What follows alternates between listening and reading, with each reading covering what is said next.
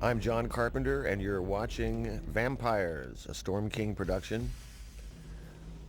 We began the movie with some helicopter shots of one of the most beautiful places on earth, Santa Fe, New Mexico, and we're running credits. This was shot at dusk in a pre-production unit, and I'll be narrating this version of Vampires, trying to explain what went on during the making of it. This is my 19th film and my 15th score. In the background you're hearing the rather simple but I thought effective music that begins the film. And we're sweeping low over the desert and about to come in on our first set. This was originally built for an Italian Western TV show that shot near Santa Fe. We revamped the house to our own Gothic purposes. And there it is there. The helicopter's going to rise up over it. And we're on our way. There's James Woods looking through binoculars at nothing, but we think he's looking at something, and here it is. Daniel Baldwin. These are our two slayers. Another New Mexican shot. There are others, of course, in the van. Perfect spot for This was the very first thing that we shot in the movie. First opening day. Jimmy Woods has nice hair, don't you think? All blown dry and everything.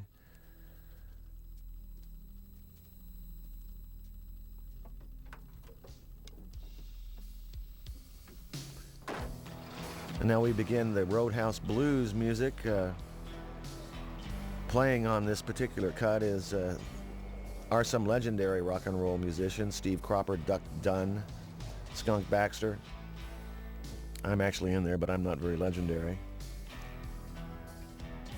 The director of photography, Gary Kibbe, is using some heavy-duty filters over this particular sequence to give it a kind of a reddish, duskish feel. It's actually shot in the dead middle of the day. Now you can see the top of your screen there is reddish.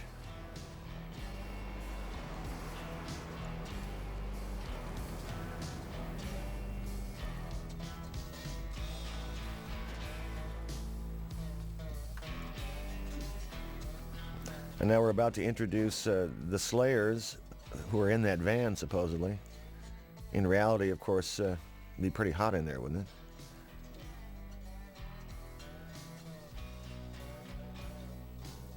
There's a little screen direction problem in that shot, but nobody seems to care.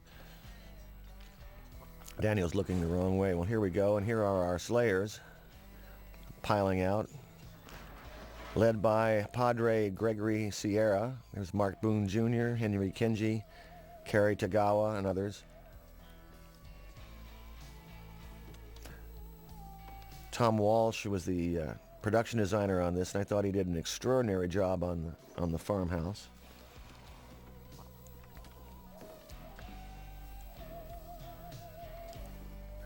And this begins the Sergio Leone Once Upon a Time in the West zoom-in sequence on Woods' eyes, reminiscent of actually the same sequence in Once Upon a Time in the West, only the zoom was in on Charles Bronson's eyes.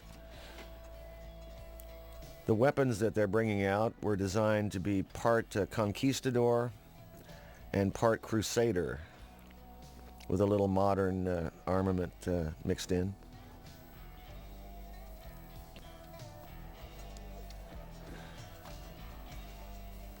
Heavy-duty stakes, shotgun shells. These guys are after something big. Now Crow gives a rundown on the mission for the day. Here. Benedicat vos omnipotens Deus. In nomine Patris et Filii et Spiritus Sancti. Amen. Everything set? Ready, boss. All right, we think we got a nest inside this place. Figure on at least 6 goons, maybe more. Even though this is a vampire movie, a horror film, Rule number 5. the reason I wanted to do it was because it closely resembles a Western. You could see this movie as essentially the Wild Bunch meets Vlad the Impaler. And I thought casting James Woods as an action hero was different in a way. He usually plays the psychotic heavy In this film, he's your master slayer and is as savage in his own way as the vampires are. Here's a wild bunch walking towards the house.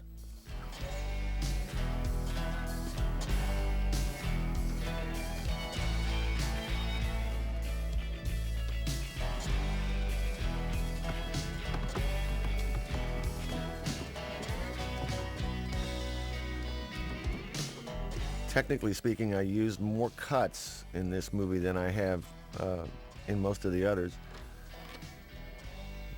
Basically, I adjusted my style of shooting to more resemble that of Sam Peckinpah, somebody I respect a great deal, but haven't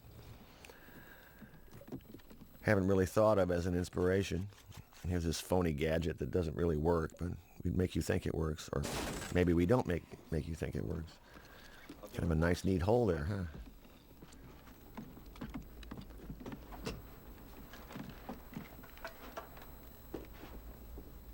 And Wood sticks his hand in this hole to open the door, and he said it reminds me of a nest of snakes. I think Jimmy really relished playing the hero. He said, I usually go in second or third. And this time I get to walk in the door first, carrying a great crossbow. Now we're intercutting between the location and our set, which was built big sound stage at a university in Santa Fe.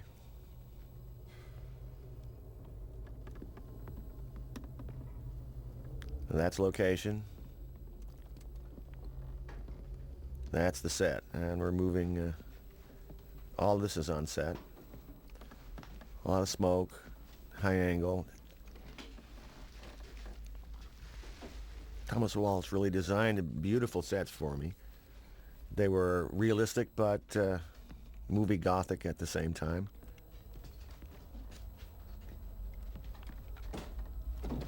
And what you're hearing is very quiet and subdued. In reality, these guys are clanking and banging around, but we've replaced all their sound with Foley. Now, that cheap scare here coming up. Henry Kinsey's going to open this door. Slow and easy. Sorry, boss. Cheapest scare, a gothic, old-time horror scare. Jesus.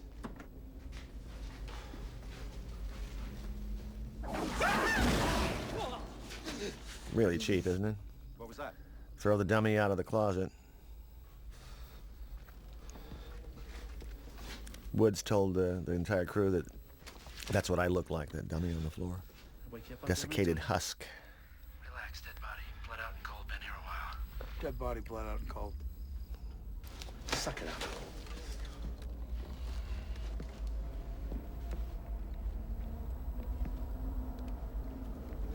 And explore the interior.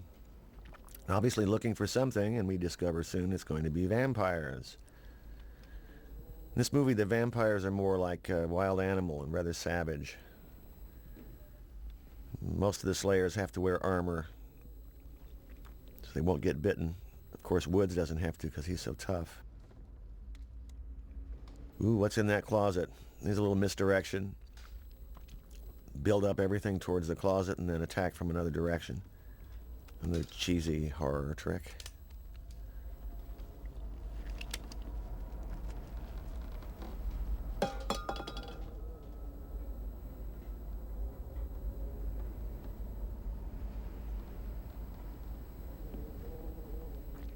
Now we're building up for a big kaboom here, but of course nothing is behind this door. Hopefully we make you think there might be something. Even a dolly in. Ah, there she is. This is our first big action sequence here. It's bills and bills and bills, and becomes somewhat intense here pretty soon. You really have to overkill these vampires. Naturally, bullets don't particularly work, but it does stun them. What? I don't know, Padre. Hang on a minute. What's going on in there, boys?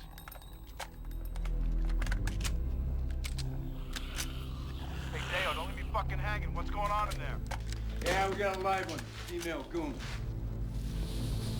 Yeah, we'll save her for you, Montoya. Open wide, baby. And here we go. Had about 3 or 4 days to shoot this entire sequence. And Jeff Amata and the stunt crew worked very hard over the weekends to try to choreograph everything ahead of time. Montoya, we got a fish! Go! Go! Go for Montoya. This is the way you have to overkill vampires. You have to drag them out like huge fish into the sunlight.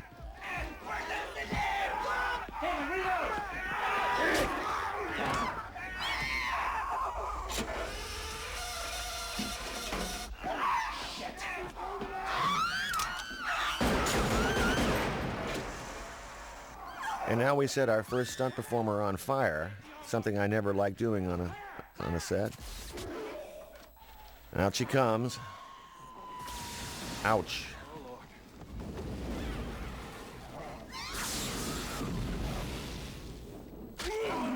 Nice little head by Greg Nicotero.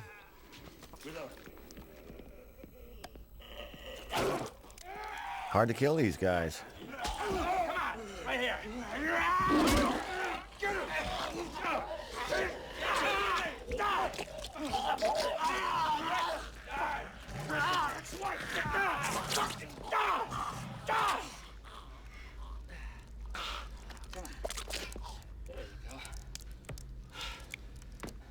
Fuck it. Not only ugly, it smells bad.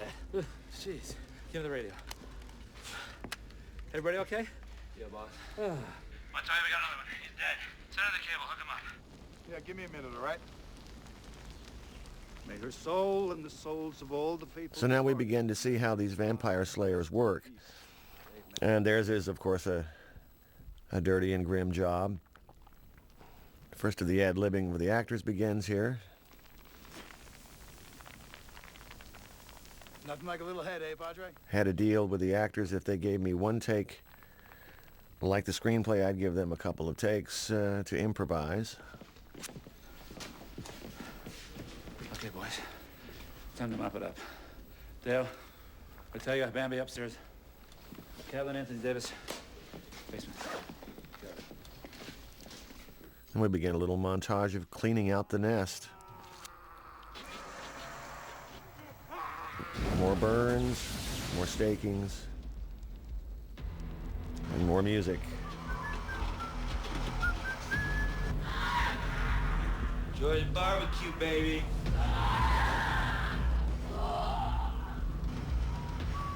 I had 5 weeks to do the score on this film, which is an extremely long period of time. Had 3 days on Halloween, so it's a little bit better than that.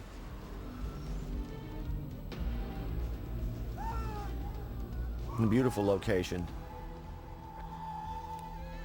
Shot extremely well by Gary Kibbe.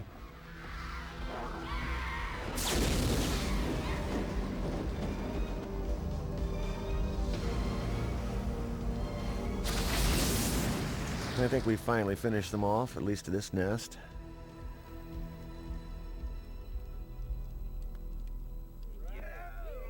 One, two, three, four, five, six, seven, eight, nine.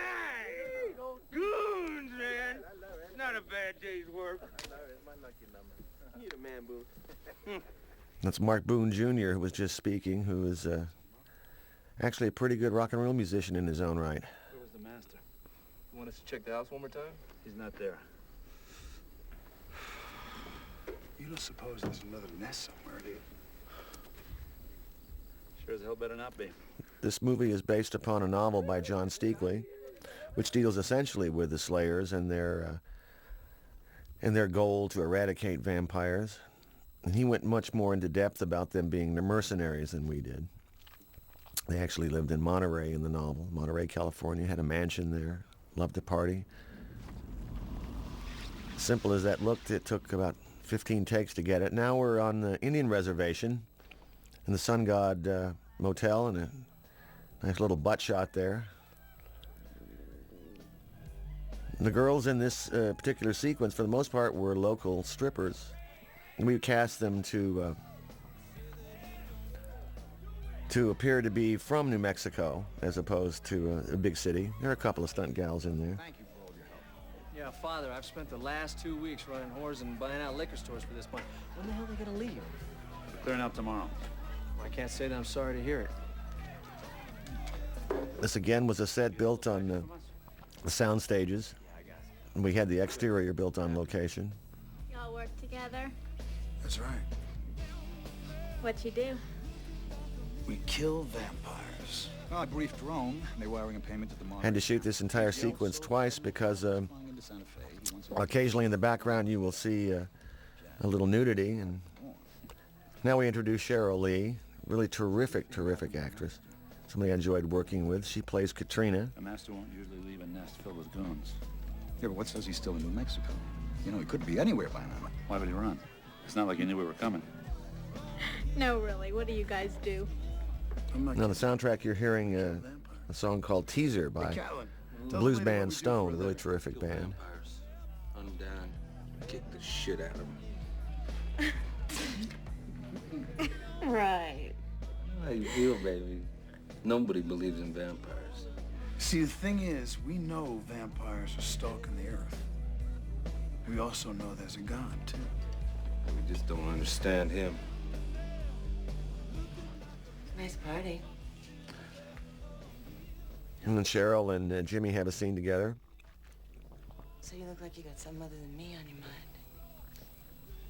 Feel like telling me about it? This was one of the last things that we shot. Everybody was pretty tired and worn out after our location shoot in Santa Fe, but actors pulled through extremely well. Thought Cheryl had a really interesting quality as an actress. She could be tough and then vulnerable when necessary, and she really got into playing a vampire, as you'll see later on. Jesus, you're right. I should have been looking in a whole different place. So why don't you go get me something to drink? And we can meet back in your room.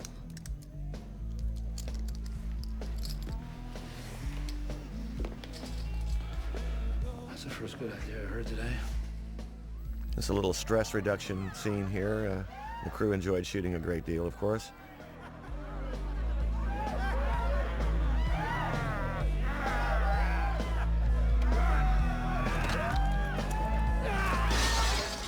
And now we're introduced to the master vampire, Valak, played by Thomas Ian Griffith.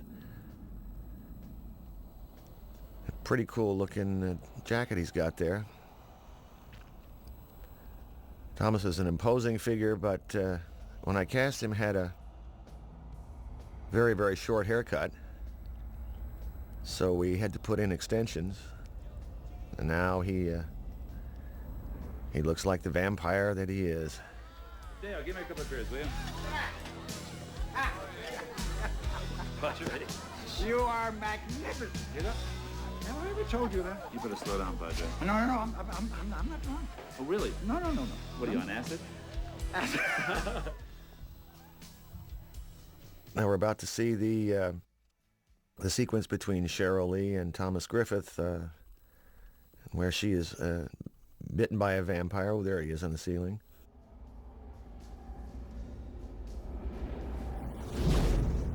And we discover one of the most unique vampire bites in movie history down below the neck, which I told that several women in the audience appreciated a great deal. Something you'll never forget. I know I won't.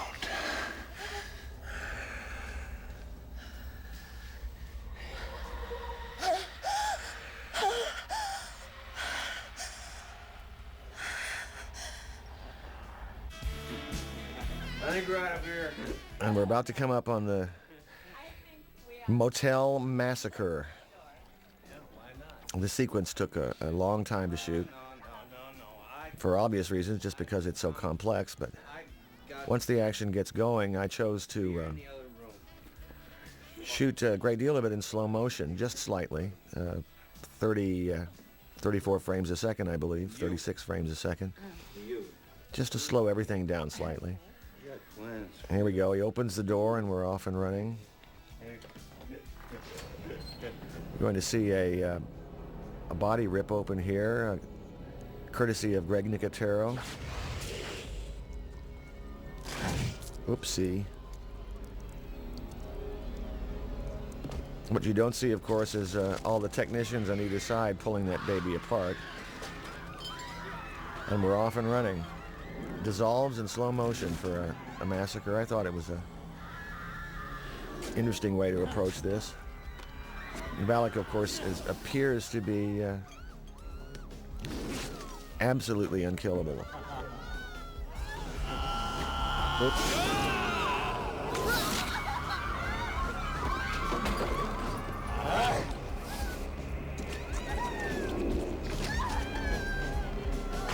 Some people may criticize some of the violence in this film. It is somewhat extreme, but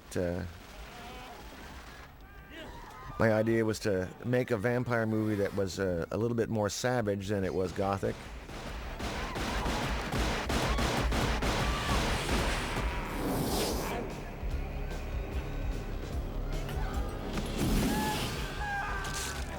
A lot of mayhem going on here.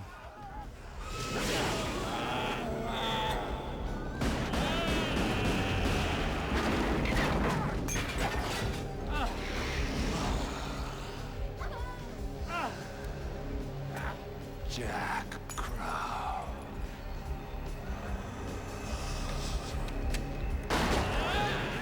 Now we're going to say goodbye to Gregory Sierra. Unfortunately, his demise is at hand.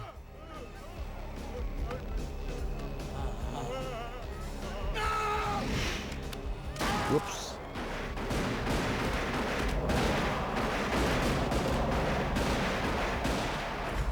Now we're off and running in the exterior.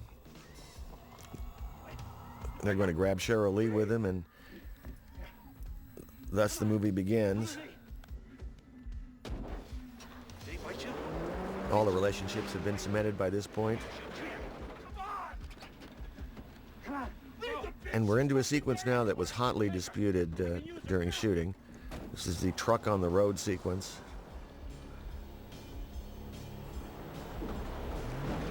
The interiors are shot poor man's process, which is basically not at night but in a soundstage.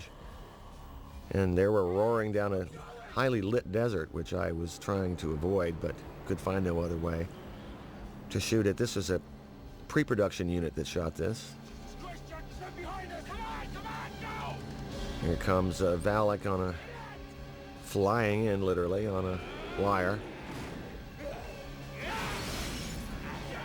And off he goes.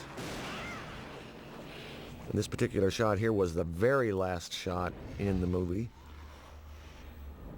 In the middle of the night. Transition into dawn.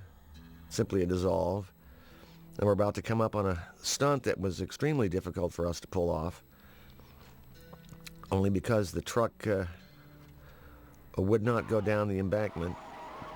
Finally, it's going to. Here we come, and a cameraman actually lost a part of his arm running away from this because the truck came right up into his camera lens. He had a few stitches. And I believe the stunt driver was also slightly injured.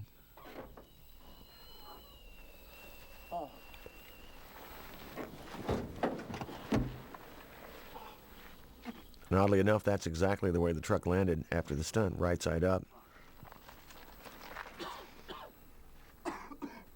Now we're into a little bit of an acting scene here. Trying to set up the plot for the second act of the picture, where you're basically going to be developing the characterizations. You alive? Come on.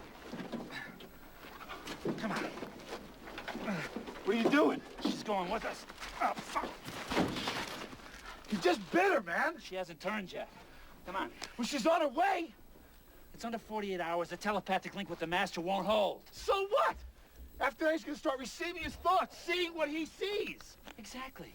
Like a surveillance camera, so we can find him and shove a stake right up his ass. I'm gonna use this piece of shit to get to the master and to whoever tipped him off. Come on, Tony, we were set up. There's been some criticism of Woods as being a little bit rough on Cheryl Lee and on Father Adam, played by Tim Guinea in this movie, but he could defend himself on that, saying that she is a vampire, in fact, no longer human, so why should he extend any courtesy? And now they're walking down the New Mexican highway to the strains of Steve Cropper on guitar, Duck Dunn on bass, Bruce Robb on the B3, and yours truly on rhythm guitar, trying to stay in tune. Rick Schlosser on drums.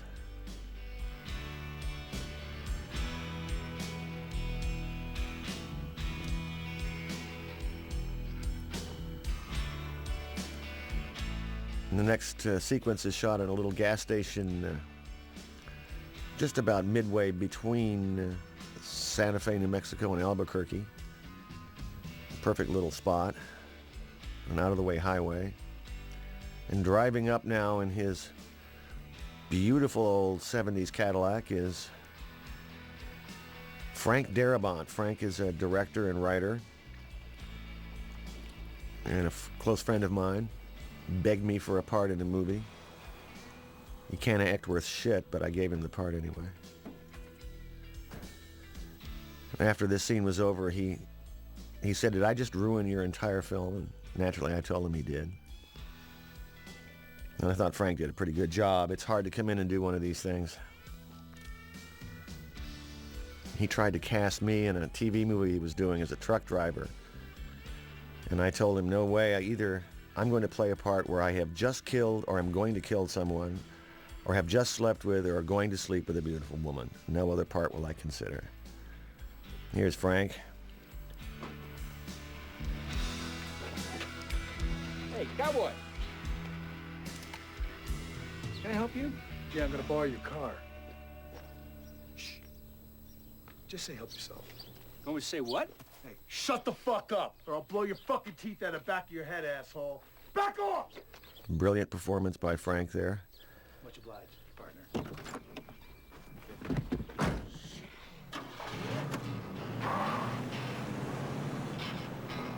And now we're on the road. It looks like a 77 Cadillac. I used to have one just about like that. And a helicopter shot coming up. The man who taught me how to fly a helicopter is piloting, Jim Deeth. The sky cam underneath. Not much room in the cockpit when you have all the equipment in there. Now we're driving down the Indian Reservation in another part of New Mexico, picking up the sequence again back to our set. Sun God Motel is a famous real-life sign that was being stored. It's a historical a landmark. The motel itself burned down, but they kept the sign, so we used it. The very first night, one of the letters didn't work, and we were waiting about 2 hours for them to fix it. I need to talk to you. We're wasting time. Rule number 7. Damn. Never bury There's a little bit of a Howard Hawks scene here. Those of you familiar with Hawks' work might recognize a little bit of Red River in some of this. The relationship between two men and their love and loyalty. Although it is highly unlikely that Woods will be playing the John Wayne character, but that's the general idea. If you want to pull out, go ahead. I didn't say that. Somebody's changed the rules. We got to do whatever it takes. We got less than 11 hours until the sun goes down. If you got something else to say, spit it the fuck out. Yeah, I got something else to say. Don't take too fucking long. Hawks made movies about, basically about groups and teamwork and the love story between men, and tried to slide a little of that in here. Here we are back on our soundstage for the staking and decapitation sequence.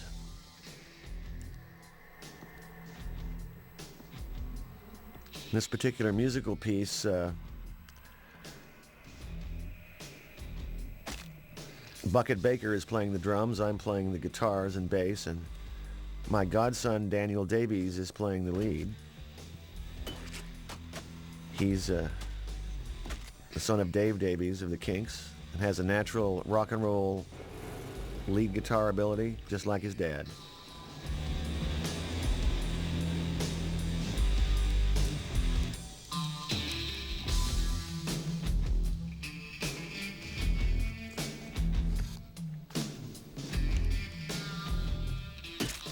whack.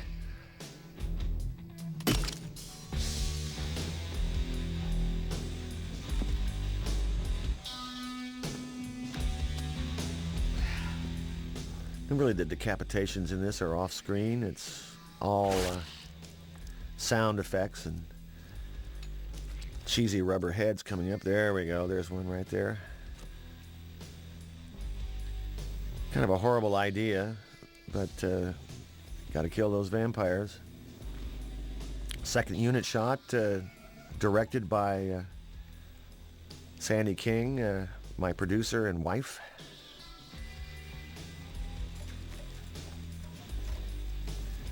I was particularly impressed with the actresses in this scene. When wood splashed water over them, they didn't move. We're coming up to the big hotel explosion scene. Anytime you have a lead actor walking away from a building and it explodes, you're always nervous about those kind of things.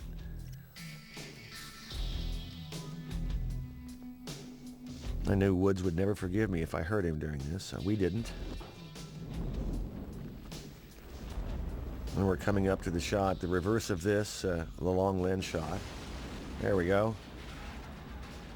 And we set we lit up our set. This was something that we built out in the middle of the desert, and it was all primed to go with gasoline and napalm. And right off screen in this particular sequence is a fire department waiting to put out the flames. So the only unfortunate thing about this was there are a couple of cars, as you can see them there, that did get a little warm. Burn some paint off.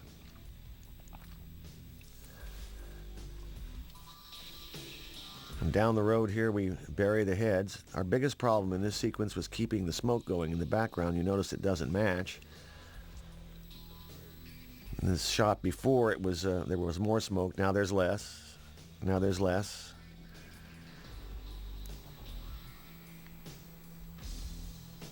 Now the Slayer team is split up.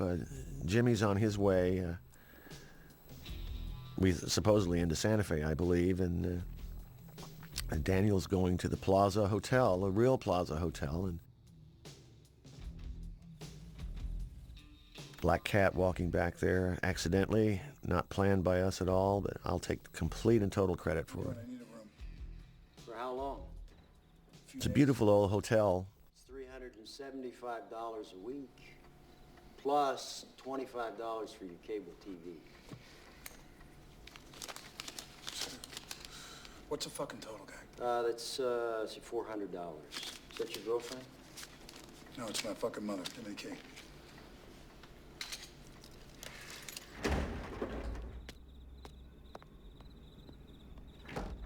Hey, come on.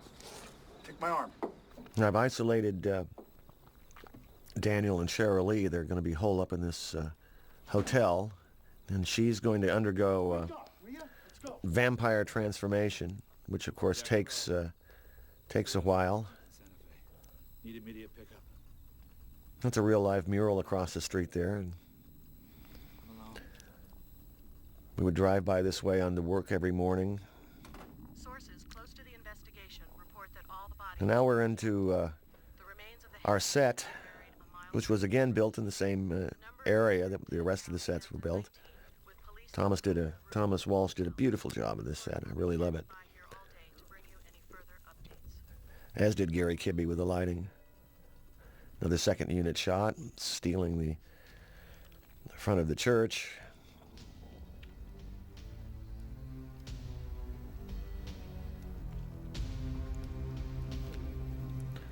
Little creepy music there, synthesizer music to take us into the train. This was on top of a semi truck that we built the top and rocked it back and forth, because we couldn't figure out how to get our actor on top of a train at night. It just wasn't practical. But this is another second unit shot done by Sandy King. A beautiful location here, which used to be kind of a dude ranch, Mission Dude Ranch, is now turned into a rehab facility. And we're about to meet two new characters. Cardinal Alba, played by Maximilian Schell, brilliant Academy Award-winning actor.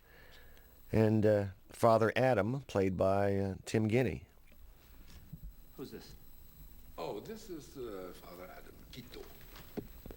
Father Adam is in charge of our archives. Bookworm. And this is one of the most thankless scenes for a director to do. It's total exposition. We learn about the backstory. We learn about the present story. We're introduced to the developments that have taken place off screen. Unkillable, like a machine. We didn't stand a chance. So tell me if I'm wrong, Cardinal. But couldn't he be the one that we always talked about? The one that we... The scene originally ran for pages and pages, but we have condensed some of it in here.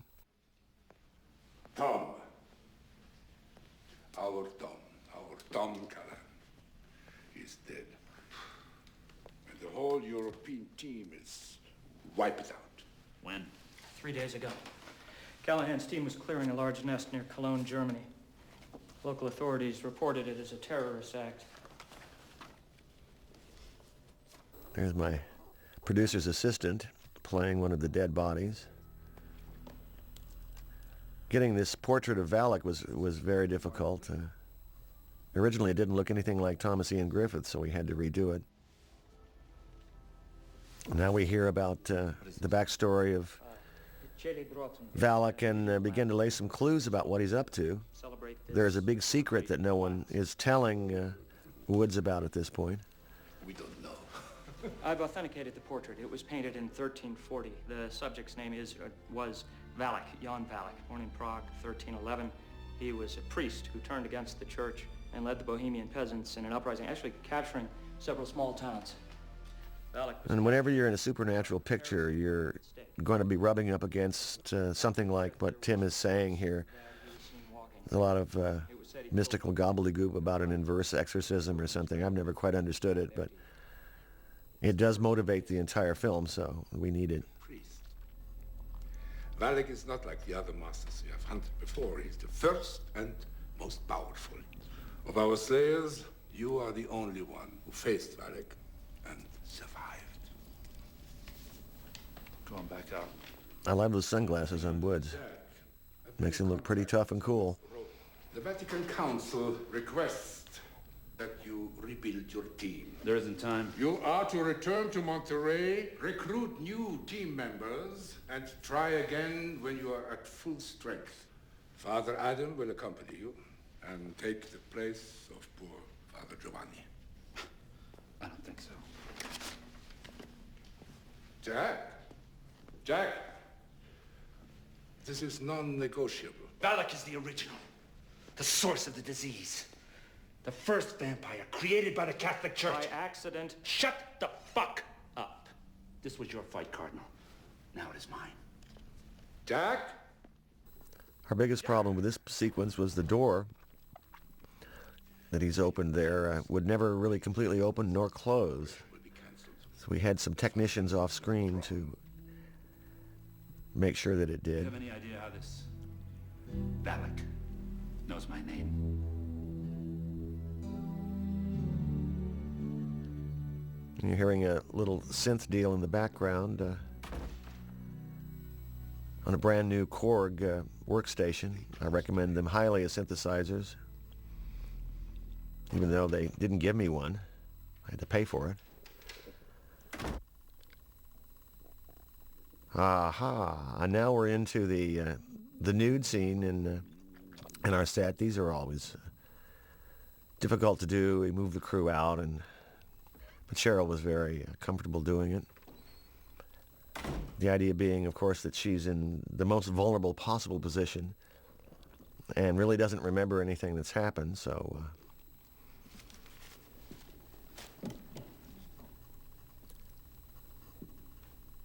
I suppose we did it this overtly just to get it out of the way and then spend the rest of the movie not worrying about whether or not you see any nudity. Besides, it's just her butt. And a very nice one, I might add.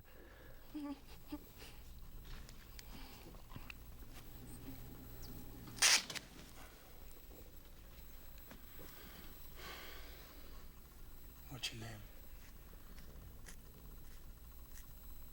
Do you understand what's happening? There are charges of misogyny against us, I suppose, by some members, but...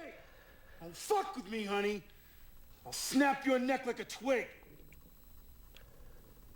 Now nod your head yes or no. And we did take a politically incorrect point of view on this film in terms of the level of violence, and it's... This was an intentional pushing to the edge of maybe some of the cultural norms that we assume nowadays in the late 90s. Good. These particular sequences in the hotel room between Daniel and Cheryl Lee were done differently than some of the action sequences. This is kind of straightforward old-time movie making with hard lenses, meaning we don't use zoom lenses in here, and dollies, and the tempo resembles some of my earlier films without the intercutting. Big guy, pointy teeth. And this particular sequence, as the others in this hotel room, took the longest to shoot, and they're the most difficult. Anytime you have emotional scenes like this that deal not only with plot but with character, you're spending time. And as I remember, we went over one day on this.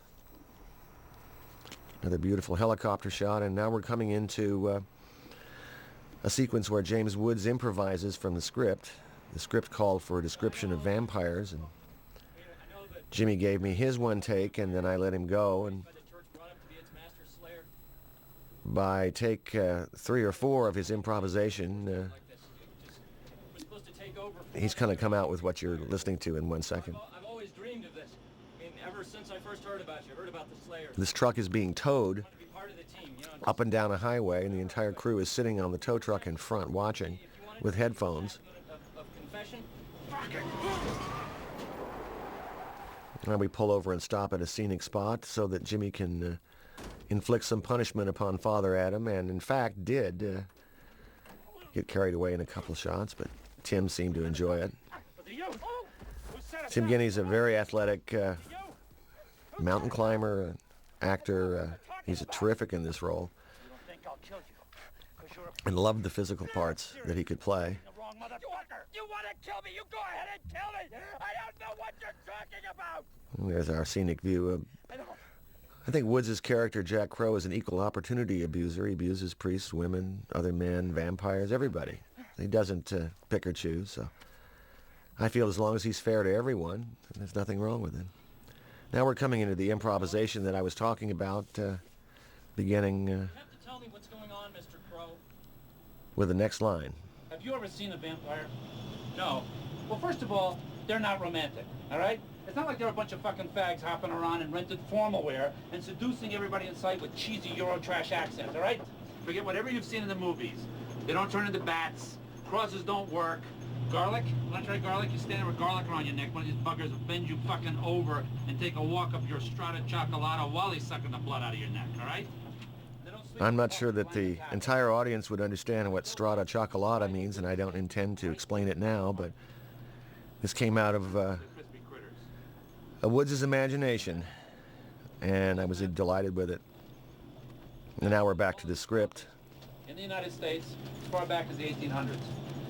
I've never seen this. No one has, outside the team. Look at the Southwest. See the spiral pattern? Yeah. If you time sequence all the encounters, you get a logarithmic pattern, ever widening. One of the most difficult parts of this particular speech, as writing it, is the word pattern has to be used over and over again. I couldn't find a better word for it. Because of my lack of ability as a screenwriter. Something about a black cross. About vampires walking in the sunlight. And now we've laid in the groundwork, the black cross and vampires walking in the sunlight, for the basic secret plot of the film. I was kicking your ass back there. Valak, Thomas Ian Griffith, is searching for a cross that will allow him to live not only by night, but by day. Again, a ad-lib by Jimmy.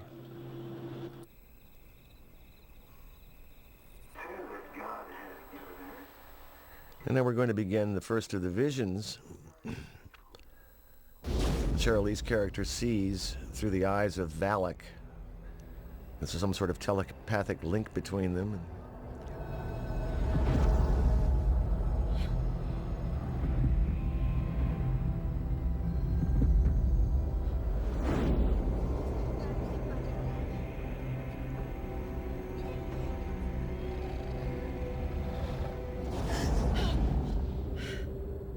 The most difficult acting in this picture is done by Cheryl in reacting to these visions. We worked on that quite a bit. But you have to commit to it completely or it's going to be flat as a performance. In the background you're hearing a little piano piece that's meant to play under a sequence where the actors are talking 9:10. and not get in the way, but yet give a kind of melancholy feel to it.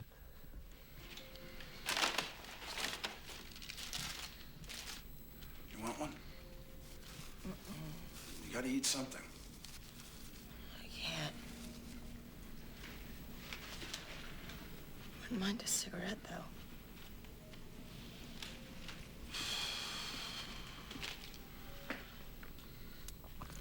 We're gonna have to work on this. The less you eat, the faster the virus moves through your bloodstream. Virus? Yeah, that's what I call it. Nobody knows what it really is. Poison. And we introduced the idea of a virus, the vampirism being spread as a virus. That was, I believe, first introduced in a novel in the 50s by Richard Matheson called I Am Legend, and has been used several times since. I'm not sure that's the explanation in our film, but I sort of threw it in as a So you remember now. scientific deal here in the middle of all this supernatural going on. Why doesn't anyone know? Nobody wants to know. That's how vampires survive. They're smart. They keep their numbers low, live in small bands, and the real world never catches on. Will I end up being one? I don't know for sure. Probably. Unless we find him before you turn, then maybe there's a chance.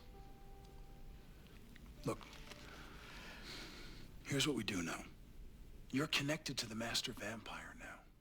There's a lot of information being conveyed to Cheryl and the audience in this particular sequence, and Not while he still exists. Daniel's doing a really terrific job, as is Cheryl. You may not.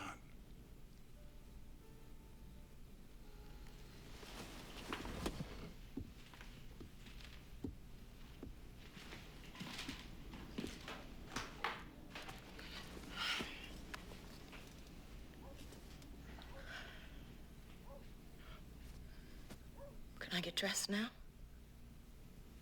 Sure. Could you get me a towel or something, maybe? It's not like I haven't seen you naked. Forget it. All right. Easy. I'll get you a towel. One towel coming right up. I won't pee. Daniel's imitating me there with that easy. I tend to say that a lot on the set. Now we're coming into another vision here. In the bathroom vision. Nice try. Leave the door open. No way. A little bit.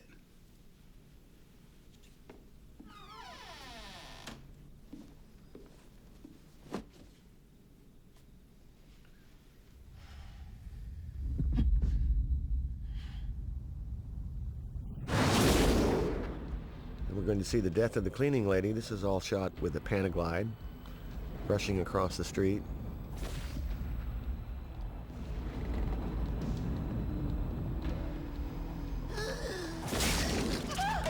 Ooh, dear.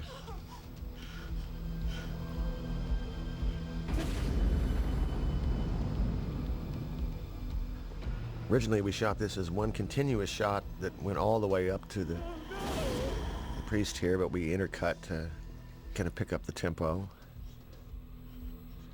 And now Cheryl's going to attempt a suicide, and Daniel's going to rescue her. We shot all of this on location except the point of views out the window, which were second unit daytime shots. A little handheld action here as we follow Daniel from his chair all the way through.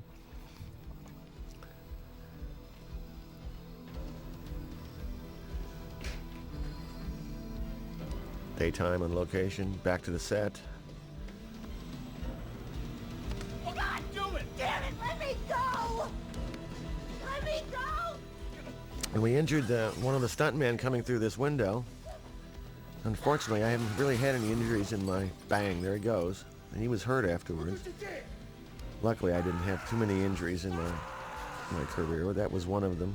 And now she's, perhaps by instinct, had a little bit of a drink there. And now Daniel's going to apply a little misogyny here. Fucking bite me! Called Whack. And if you look up, you'll see the lights of the set that we caught as we panned around. Perhaps you won't see it. There it is in the background there. And Daniel has a special gel on his hand that will allow you to, for about 5 seconds, put a flame to it. Being the very competitive person that Daniel is, he decided to go for 8 to 10 seconds. And he's really beginning to feel the flame at one point there. The next day he had a pretty good welt on his arm. Stupid whore. Ah.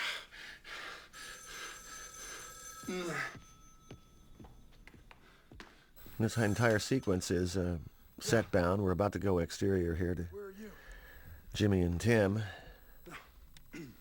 I'm fine. Yeah, I'm fine. Room 312. All right, I'm coming up. Stay put.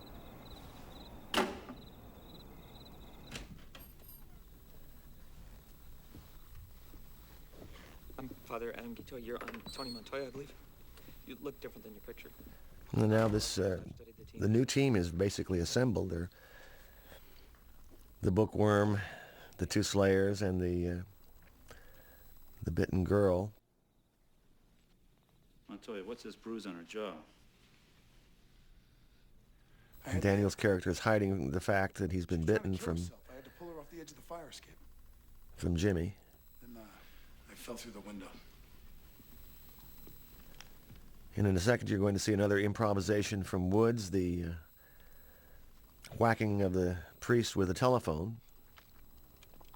Something that Jimmy just came up with on the spot. He's an incredibly inventive actor and uses props that are around to enhance his performance. Who cares?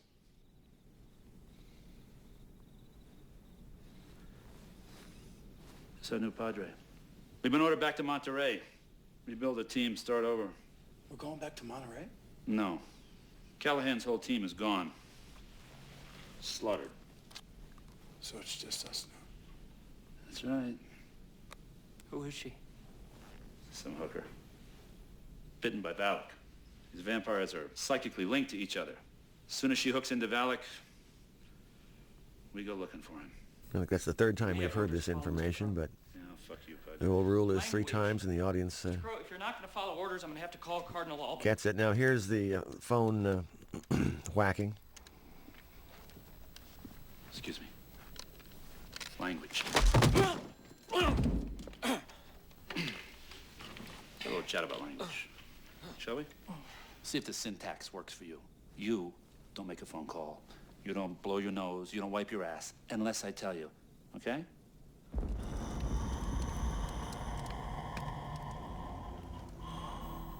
And John Furlong is playing the elderly priest, Father Molina, who is going to have his head removed from his body. As soon as he indicates to Thomas Ian Griffith where the location of the cross, again we're into another vision. Shot from a Panaglide. And the next sequence coming up is a terrific one for Cheryl. She's in the middle of a trance. This is very difficult for her to do. Can you hear me? What is it? Had focus problems with some of her shots, but we had to call around and find the ones that did manage to land in focus. Katrina, what are you saying? Hank, I can't. Yes, you can, honey. You're here with us now and you're safe. Well, where is he? What are you seeing? It's dark. Troy. There's a map. A circle and a map. John Furlong is about to be dispatched here with the help of Greg Nicotero. Come on. You want to switch places? Just come on. All right, Katrina, listen very carefully now. I need to know exactly where you are. What you're seeing right now. Details.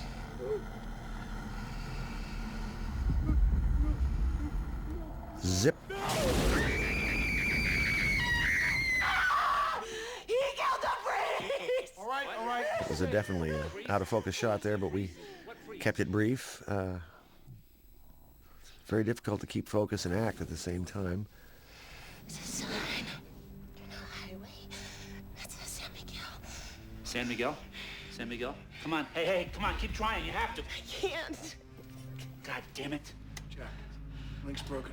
What priest is she talking about? God damn it! I can get a list of all the churches in San Miguel County if you'll let me use the phone and call the Archdiocese office. Get it. Call every church. Find one where an old padre is missing. Road trip, Montoya. Your job is to watch this girl. God damn it!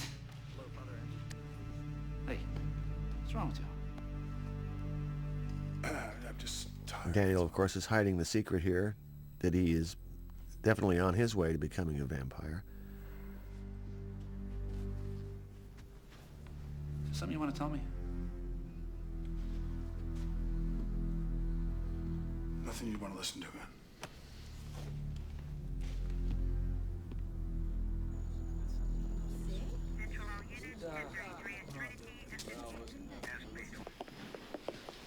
Yeah, I got the fax this morning from the Cardinal's office in Santa Fe.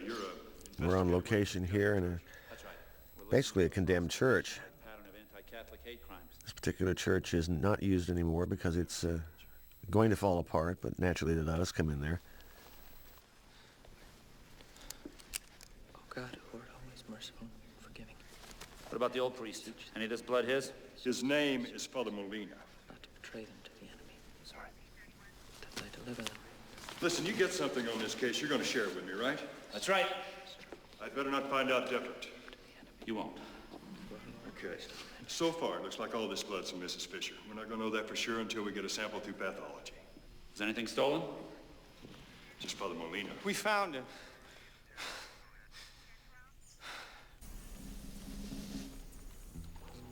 On location on a Native American reservation.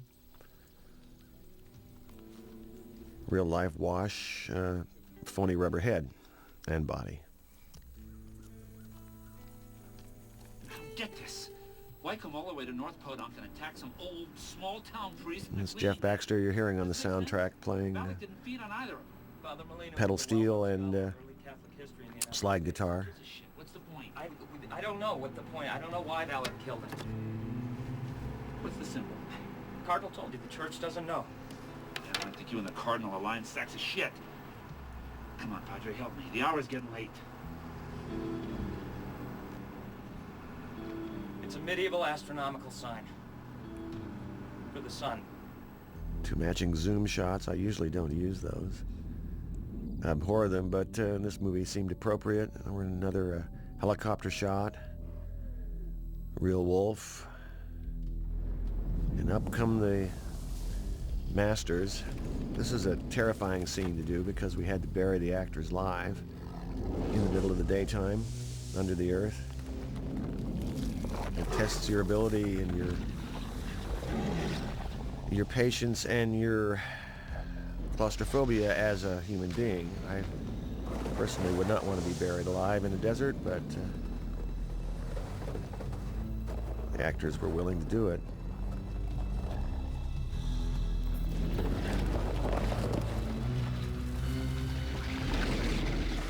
We had to do this several times. A couple of times they couldn't get up out of the ground. And they're buried fairly deep. Jeff Amata created this stunt in a way of letting them breathe. They all had walkie-talkies down there. And we queued them up. 7 more with him now. Powerful. Are they masters? Yes.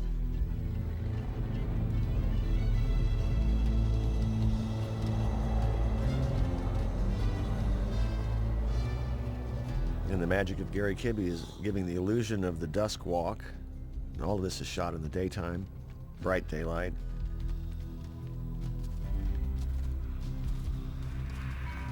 Beautiful, photogenic Santa Fe.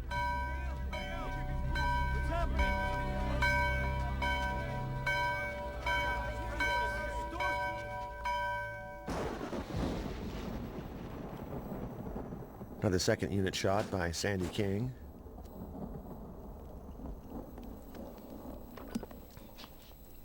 And the revamped motel set. This is another motel, but we use the same one that we used earlier. Again, this is an example of a sequence with James Woods abusing Tim Guinea. But Woods improvised the use of the towel in this scene. And I thought it was very inventive of him. No, you won't. And Tim really enjoyed getting the abuse. Part of his nature. I serve a higher master than you. Any secrets I keep are kept to protect the church and its followers. Part of your... Open your mouth. What? Open your mouth.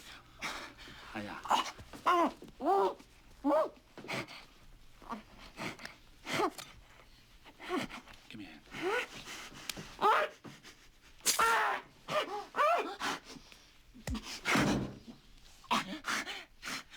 You listen to me. Fuck! My father kept a secret once. He'd been bitten by a vampire. Now we learn Woods' motivation and why he is such a savage person.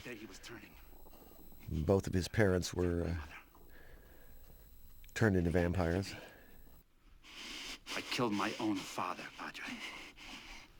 I got no trouble killing you. Last chance. Woods really relishes these scenes, enjoys them. No! You ready? What? Excuse me, what? Alec is looking for an ancient relic, the Cross of Berzier. And the piece of music that you're hearing right now, just to put a little plug in, was written by my son, Cody. He was 13 at the time, and improvised on the synthesizer. Exorcism was performed using an ancient, forbidden form of the ceremony. It was long and very brutal. And I then performed something the went wrong. background supporting material, but this is Cody's piece. Now we're into a night attack on a mission. The wooden gate is opening.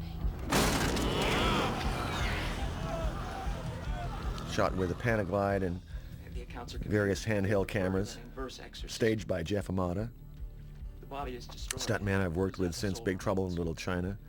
The exorcism transformed Valak into a creature. And at the same time, you're hearing lives on. basic plot given by Tim Guinea. If you notice, every time we cut back to the bathroom, the lighting is wrong because I stupidly mistimed the light cue. But the audiences don't seem to matter too much. Don't seem to mind too much. Ooh, lots of mayhem. Some of the sequences are a little lighter than others. This was an all-night shoot, and the sun was up at one point, but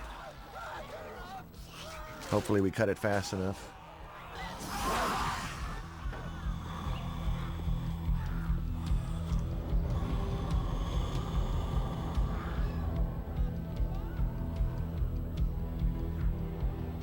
And there's the Berzier cross.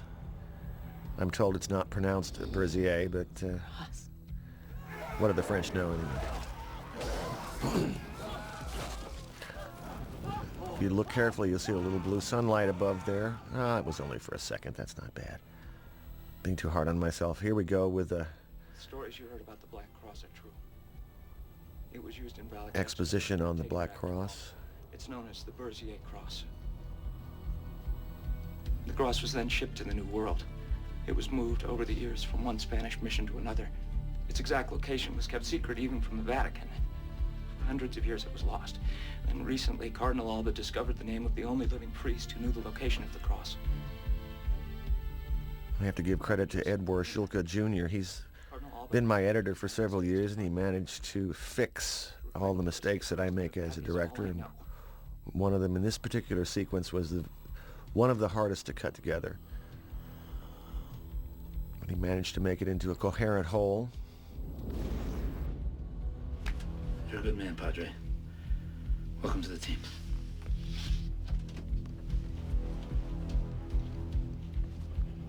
God forgive me.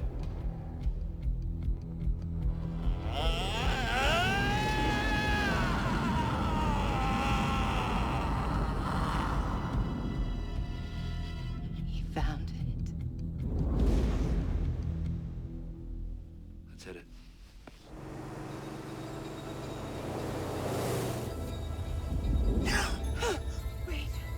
Wait, stop the car.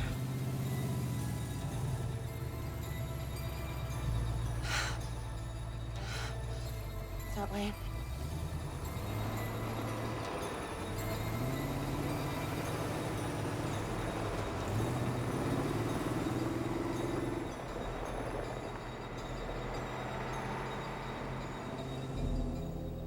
The sequence took several days to shoot, including the night portion.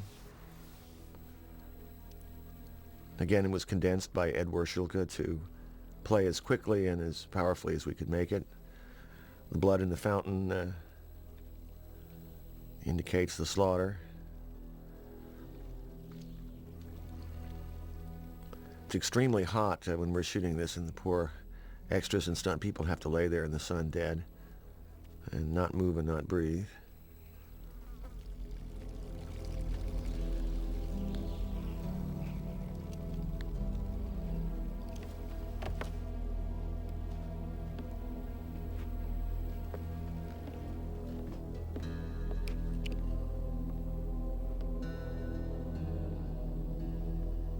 It was here.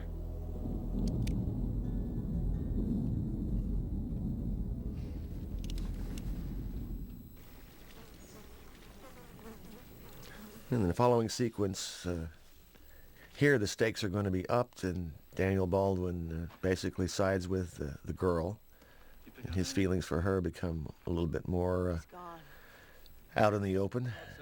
She hasn't turned yet, Jack. She just can't eat. Well, maybe what she really wants is a little human blood. What do you think? I said she hasn't turned I heard yet. what you said. Little stage line problem there, but by cutting quickly, Ed got around it. Back off. What's with you? What do you mean, what's with me? What's with you? You're being such a fucking asshole. The fuck is your problem? You're not starting to fall for this half-dead little hole.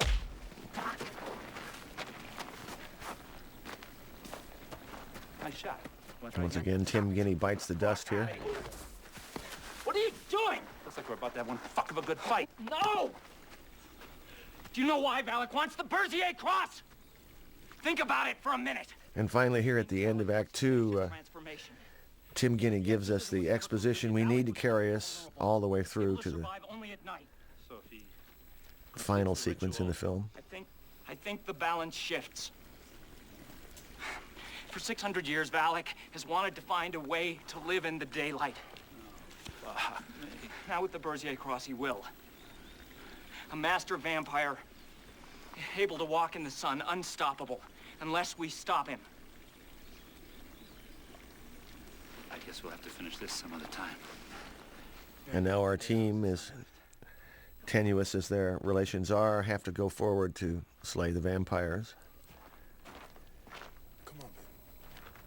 And we're into the Cerrillos sequence. Cerrillos is a small town outside of That's where he is. Santa Fe. We call it Santiago. Santiago. The music you're hearing now is a piece that I'm playing on synthesizer, and Jeff Baxter's playing pedal steel. My thought was, again, one of my favorite movies, Rio Bravo. Dmitri Tiomkin was the composer on that film. He wrote a piece of music called Deguello, a very beautiful Mexican piece that I thought of when I was doing this sequence, cementing the idea that this is a Western. It's a beautiful location.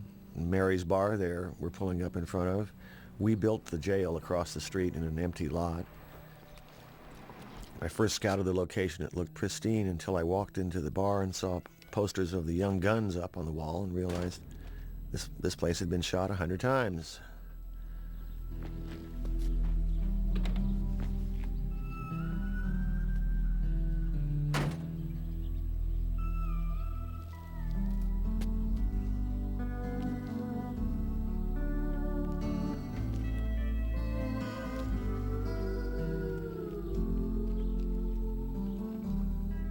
Unfortunate part of this particular location is that it's a street that runs north and south. The sun comes up behind the buildings and goes down behind the set that you see there, and only in midday can you get a shot with no shadows. So we had to plan our shooting around where the shadows would be.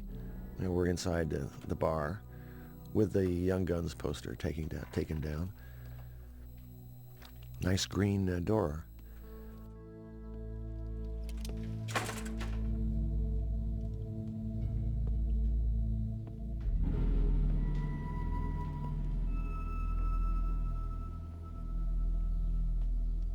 Hello? What do you figure the population of this jerk order is? 20? I say 30, maybe more. Now the question is, how many of them are goons?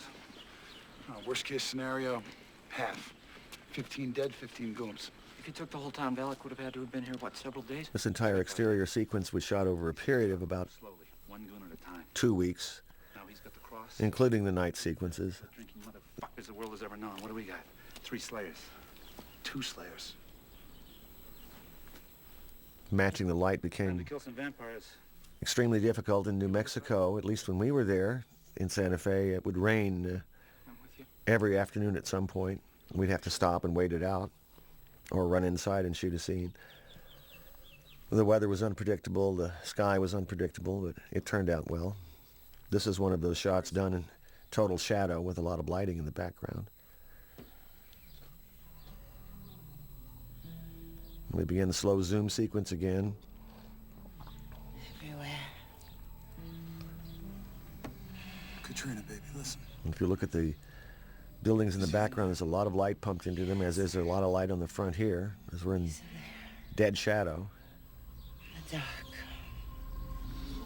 Good girl. And the best constructed building in town is? And there's how it really looks, the sun dead overhead. She senses him in there. Think she's telling the truth? Yeah. Suppose he's taking control of her. What if he's using her? Then I guess I'll pay with my life, won't I? You're not the only one, amigo. You're not the only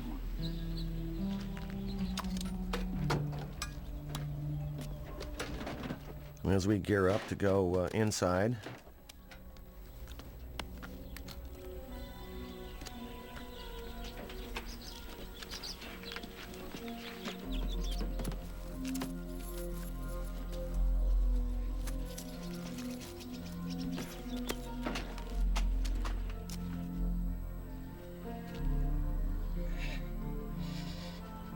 Can you hear me?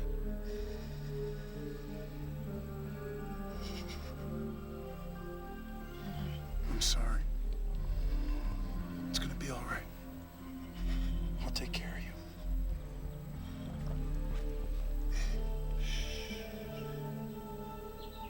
I promise.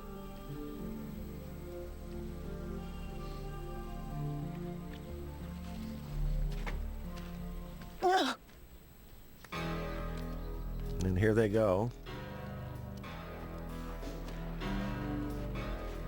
It's again the cheesy Roadhouse blues music in the background.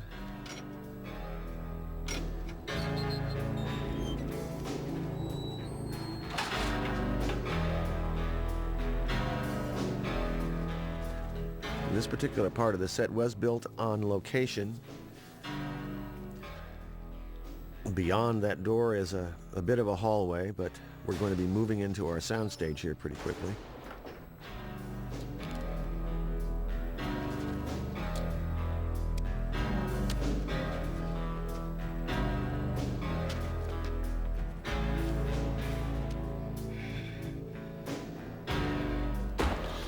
And now we're on stage. going to begin an extended action sequence that was shot over many weeks, both on location and in the soundstage. He's thirsty. He smells your blood, Padre. Oh, God. Padre! Hurry in there! Take the woman, Montoya!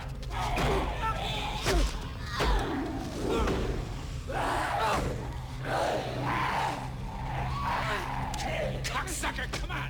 Come on! During a lot of this sequence, we had two stages going. We'd go in and shoot on this stage and then run over and shoot on another, trying to finish on time. But it all seemed to cut together in the editing room, luckily. With the stake! Kill him with the stake! Through the heart! Any action scene, of course, is dependent upon sound effects to really sell it. How do you like your steak, bitch? These are all phony weapons and phony blood, but we're going to set another actress on fire. Always makes me nervous when we do this.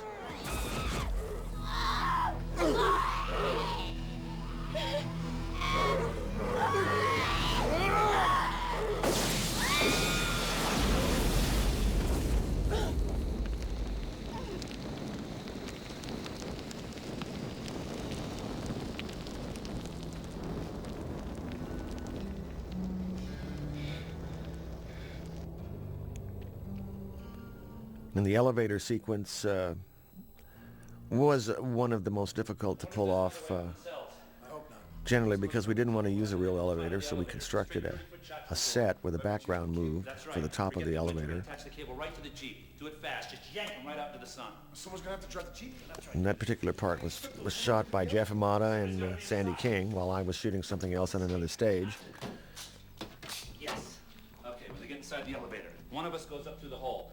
The other guy's up here. This particular shot was done to make up for lost time because we had gotten behind shooting the action, so the actors played all the dialogue, which was about a page and a half or 2 pages, in one shot on a Monday morning.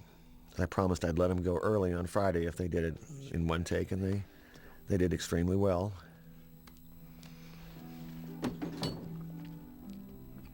You can always bribe actors by letting them go early.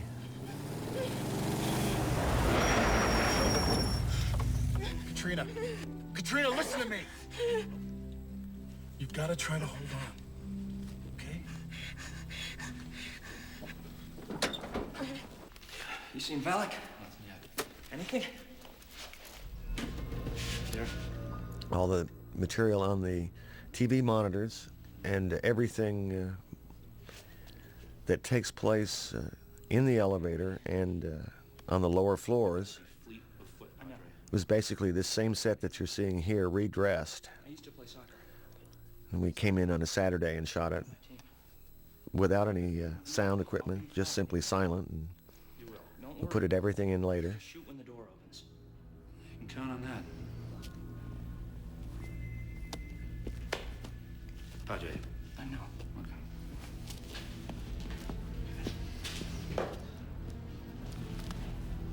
Montoya, it's on his way down. Hooked and ready, Jack.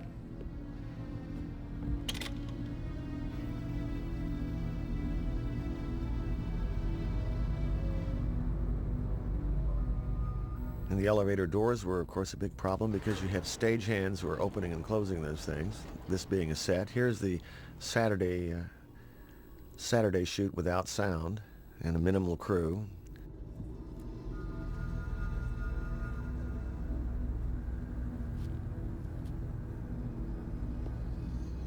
The movie was Vampires is made on a relatively modest budget. We were just under about $20 million. Many films, that's the price of the leading actor.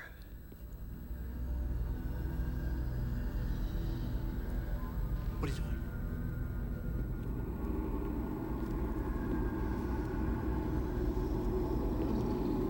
Get back in the fucking elevator!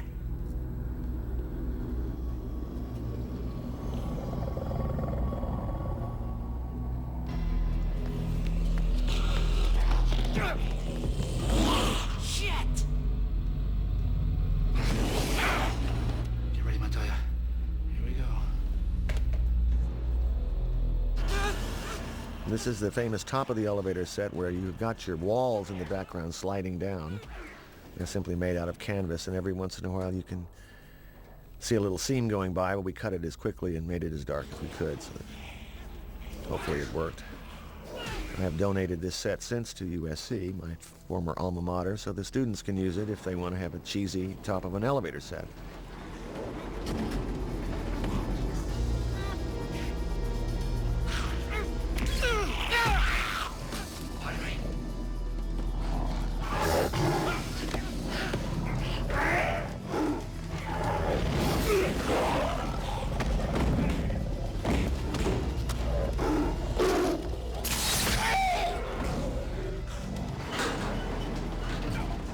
Contrary to popular opinion, it's difficult to do a crossbow in a movie because that is a real crossbow. So every time James Woods is shooting, there's a gigantic target off screen that he's aiming at. And we began to bet, see if he could hit, and he actually hit one in the bullseye. Now it goes another vampire to be burned.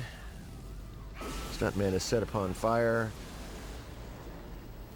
And then we cut to the Greg Nicotero dummy burning.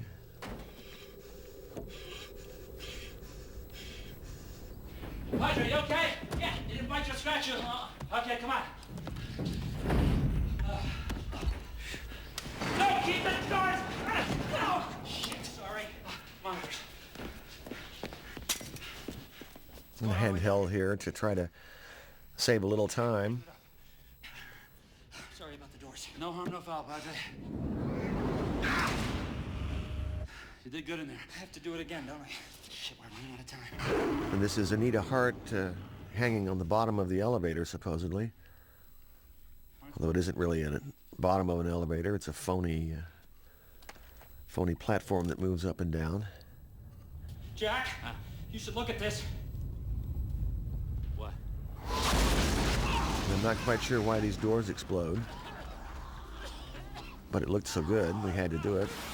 I guess she's so powerful that she blows them open.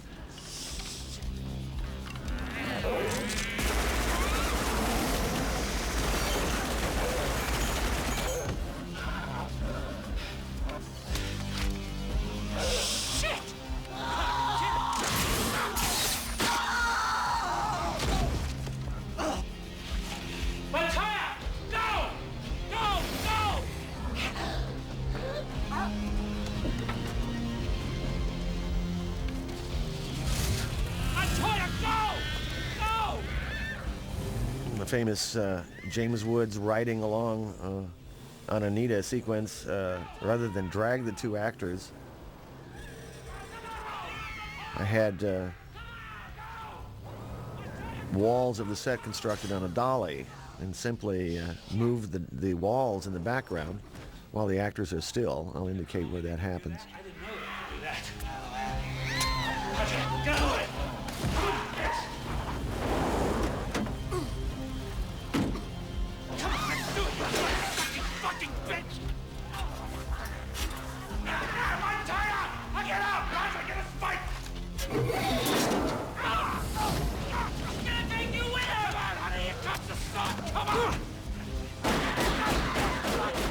We have a couple of shots setting it up with a drag, but the wall is moving in the background in that shot, and they're staying still.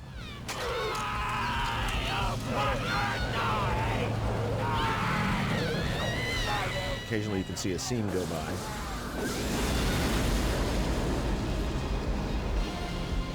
Another actress bites the dust.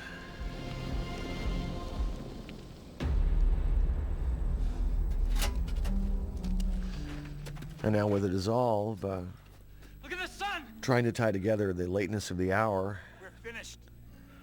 although it's bright sunlight back there. Rule number 10, Jack. It isn't in that shot. You can't kill a master at night. It's over. He's right, Padre. Let's go.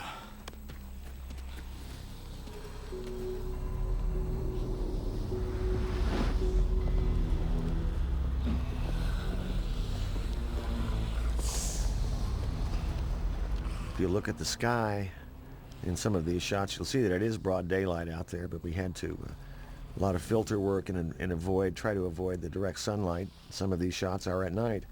Hello, Jack. Heavy filter on that particular shot. Bright daylight, night, bright daylight, night, day, day, night. And seamlessly try to tie it all together.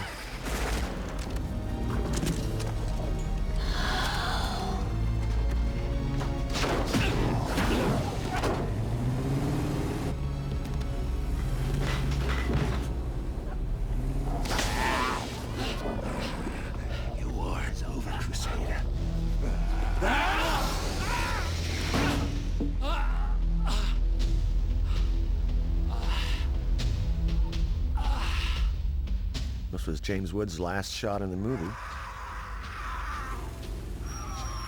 Now we're into a night sequence, which the MPAA made me cut back extensively.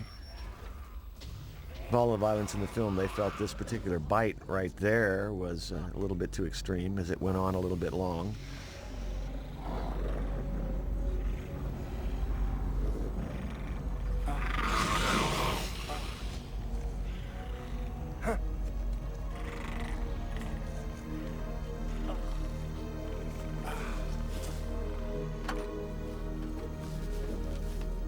Now we're into our extended night sequence,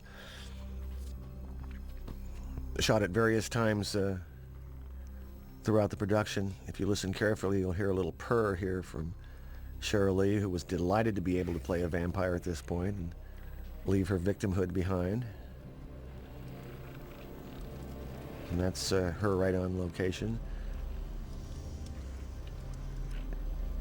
Night in Cerrillos is extremely cold. And the entire crew is bundled up. And now we reveal the betrayal.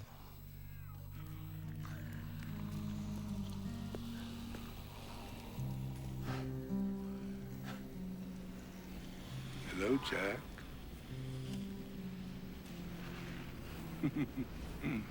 From your expression, I assume you couldn't possibly understand my presence here. The background music that you're hearing throughout these sequences is the most extensive and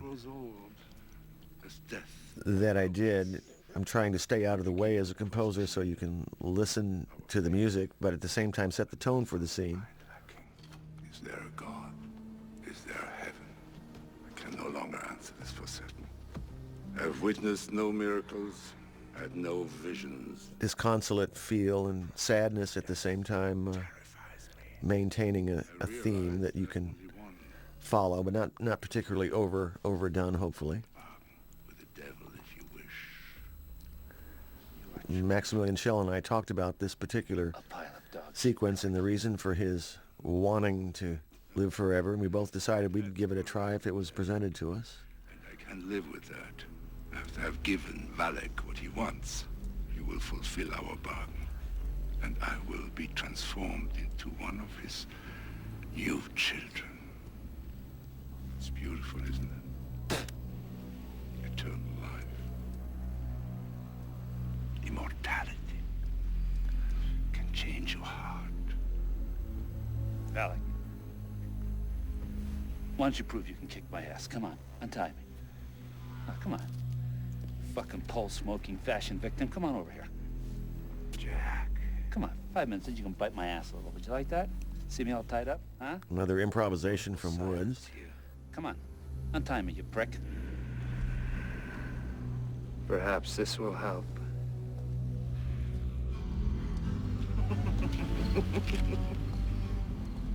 Apparently your friend is one of mine. It's freezing cold during this particular shot. But you are alone, Crusader.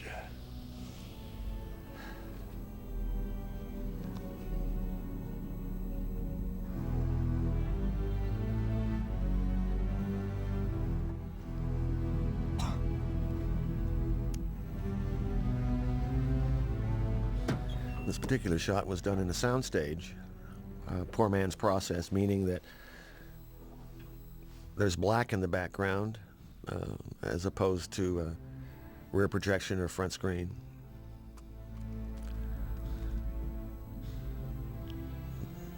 Daniel cauterizes his neck. The idea of cauterizing a vampire bite really began, as I remember it, in a movie called Brides of Dracula back in 1960. And I sort of appropriated it for this.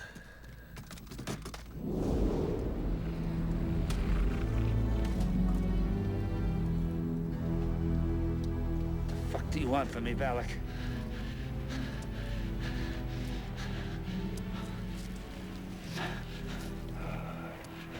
You hate me so, don't you?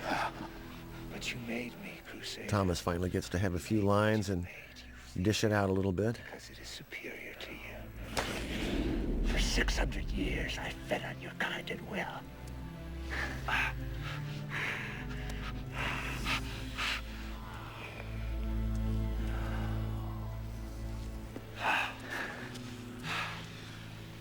Why don't you just kill me and get it over with? Because you're needed, Jack. The ceremony is a reenactment of the original exorcism. It requires the blood of a crusader and his crucifixion upon a burning cross. The climax of the ceremony must coincide with the first rays of the rising sun. Sorry, Jack.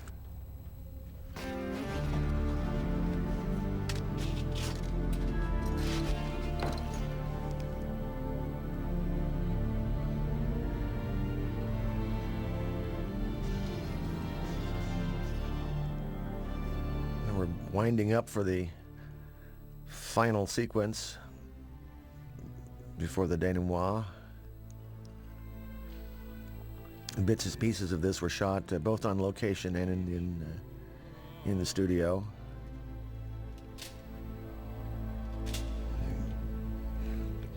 Again, stuck into a ceremony that is supposedly some sort of a ritual. We use dissolves to stay away from having to show it completely. And we're trying to show that the sun is rising so that the ceremony is taking place basically right before dawn. And Tim Guinea can become the hero priest.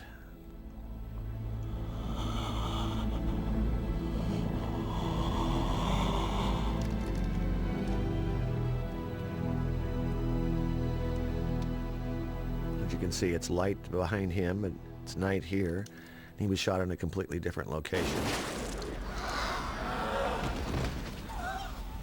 Padre! Now what are you gonna do, Valak? You got nobody to complete your ritual! The sun's starting to rise! You will finish the ritual. Try and make me! Attaboy, Padre, fuck with him! Hey, Valak.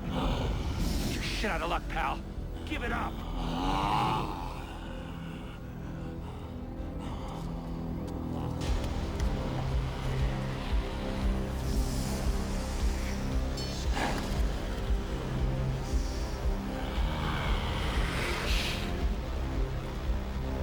Finish it. No. Finish it! No! And at this point in the film, we need to drive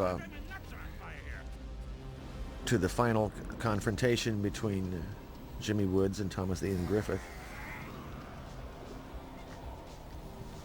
And there was a bet going that for about $150, as I recall, that Daniel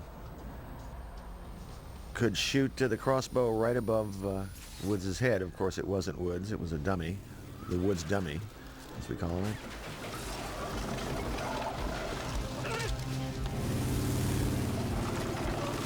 That is Woods' dummy there being jerked off. It would snap anyone's neck when it, reality.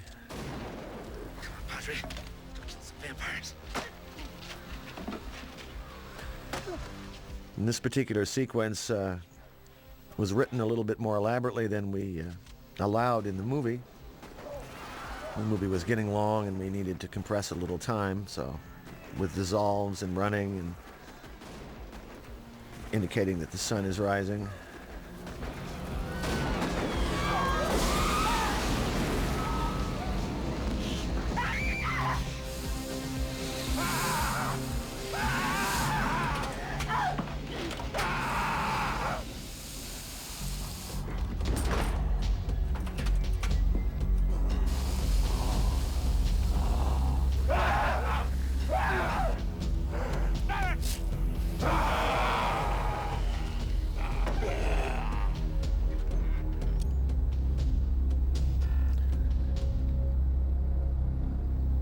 Now we're going to cut to a set right here, which was built outside the sound stages. The collapsing ceiling, meant to be a garage. Shooting this sequence went over a little bit because we had to hoist Thomas up on a crane.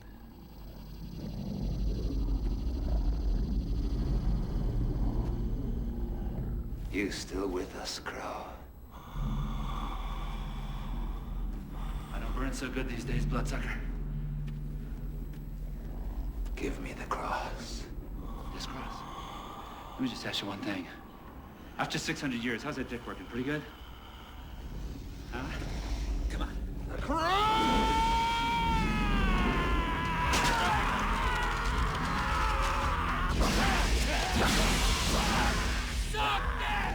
Thomas is being held up by a wire that we had to remove digitally.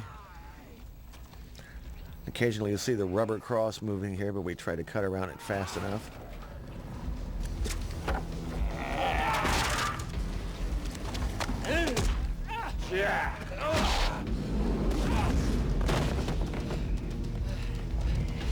You can't kill me. The very final act by Crow here to destroy Valak was derived, I suppose, from a 1958 Hammer film called Horror of Dracula, starring Christopher Lee and Peter Cushing. Peter Cushing rips a cloth off a window, and I just had him knock the ceiling in. Poor Thomas is rigged up with a lot of flame, and then we cut to the dummy. Jesus.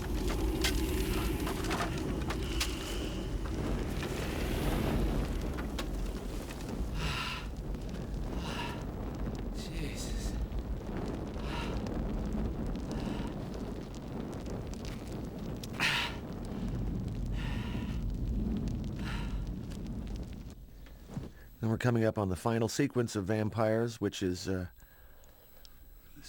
It's gonna be okay. again a reference back to a Howard Hawks movie called Red River.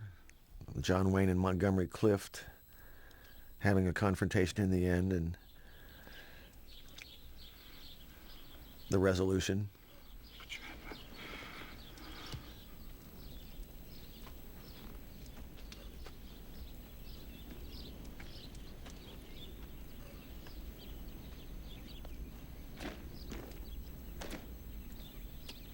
Problem with this scene, as I remember it, is the Cardinal Alba dummy lying over there. It wasn't a particularly well articulated dummy, and Maximilian Schell had already gone back to Europe, so we had to make the best of it. You look like shit, Montoya. Where you going? South. You love her that much? The dialogue in this scene was contributed to a great extent by Daniel Baldwin and James Woods and Tim Guinea. They improvised this before we started shooting, and it's slightly different than the screenplay. Rule number one. If your partner is ever bitten by a vampire, never let him live.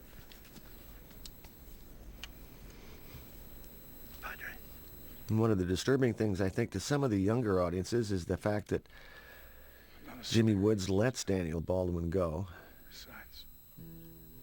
I was trying to indicates something about loyalty and love. Meanwhile, she hides in the back of the van. And I suppose in Try to catch it by nightfall, is that it? the real world, perhaps he would have killed him on the spot, but When did she first bite you? 2 days ago. I still covered your ass.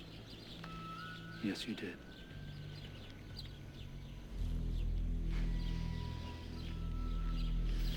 the little Spanish theme playing in the background. Overtly heroic, I suppose. What'd you say, Padre? I've got 2 days. Made very sweet and pure by Jeff Baxter's pedal steel guitar.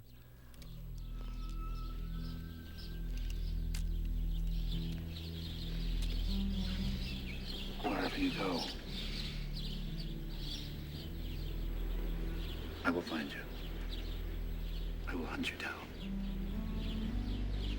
And I will kill you. Daniel Baldwin's character in a moment will look up as if to say, "Where is God?" Right there. Has he deserted me? Vaya Dios, my friend.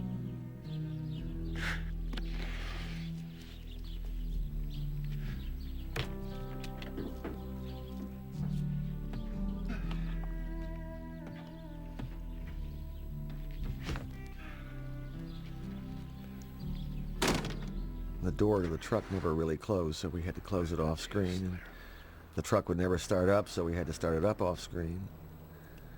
And pull down the street 2 feet and shut it off and stop so that they can continue their dialogue. You up for it? Guess so. And a hopeful sign that Tim Guinea came up with was pulling the crucifix out of his pocket, indicating his belief in God. And Fair enough, Padre. Let me ask you a question. When you were stabbing that from man, here on is a looped did you get a little wood? sequence. Excuse me? Cabinet. What? Tea. We're about to end the movie, That's by demons? panning up Language by into the sunlight to the sound of the Texas Toad Lickers playing the Roadhouse Blues again. And I want to thank all of you for watching this narrated version of Vampires. I enjoyed making the movie a great deal and enjoyed working with the cast. They were extraordinary. Director of photography, the production designer, the editor, all of my technical people were brilliant, and as usual, they made me look good. So thanks for watching, and we'll see you at the movies.